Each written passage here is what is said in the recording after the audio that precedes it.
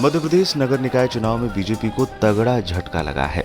राज्य की कुल 16 नगर निगम में से बीजेपी के 9, कांग्रेस के 5, आम आदमी पार्टी के 1 और 1 निर्दलीय मेयर बने हैं। अभी तक सभी नगर निगमों पर काबिज रही बीजेपी के हाथ से 7 नगर निगम निकल गए हैं, जबकि कांग्रेस 0 से बढ़कर 5 पर पहुंच गई है। हालांकि इस पर अब चर्चा शुरू हो गई है कि बीजेपी से इतनी बड़ी गलती कहां हो गई। कुछ मीडिया रिपोर्ट्स में दावा किया गया है कि सीएम शिवराज सिंह चौहान अगर कमलनाथ सरकार के फैसले को ना पलटते और उसी फॉर्मूले पर नगर निगम चुनाव लड़ते तो आज बीजेपी के 9 नहीं बल्कि 15 मेयर होते। बीजेपी के हाथों से रीवा, कटनी, मुरैना नगर निगम निकल गए, जबकि छिंदवाड़ा, ग्वालियर, सिंगरौली और जबलपुर में मेयर का चुनाव वो पहले ही हार चुकी है। इस तरीके से बीजेपी ने 16 में से 7 नगर निगम गंवा दिए। यहाँ तक कि 2 अन्य नगर निगम में वो किसी तरह से जीत हासिल कर पाई है। बीजेपी को बड़े शहरों में मेयर का सीधा चुनाव कराने का भारी नुकसान उठाना पड़ा है। वहीं अगर शिवराज सरकार पार्षदों के जरिए महापौर का चुनाव कराती तो बीजेपी सभी नगर निगमों में अपना महापौर बैठा सकती थी।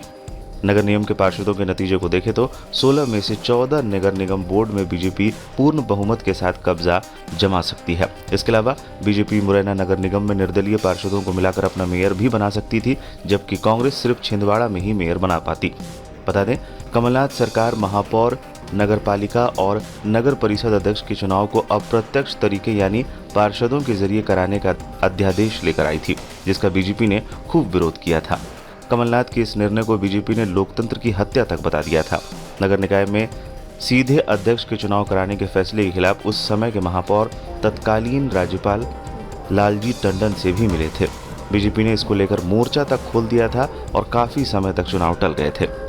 बीजेपी ने निर्णय लिया था कि महापौर के चुनाव प्रत्यक्ष तरीके से होगा। वहीं साल 2020 में सूबे में सत्ता परिवर्तन के बाद मुख्यमंत्री शिवराज सिंह चौहान ने कमलनाथ सरकार के फैसले को पलट दिया था। शिवराज सरकार ने नगर निकाय में सीधे अध्यक्ष के चुनाव कराने का अध्यादेश ले आई और पार्षदों के जरिए चुने जाने वाले नियम को बदल दिया।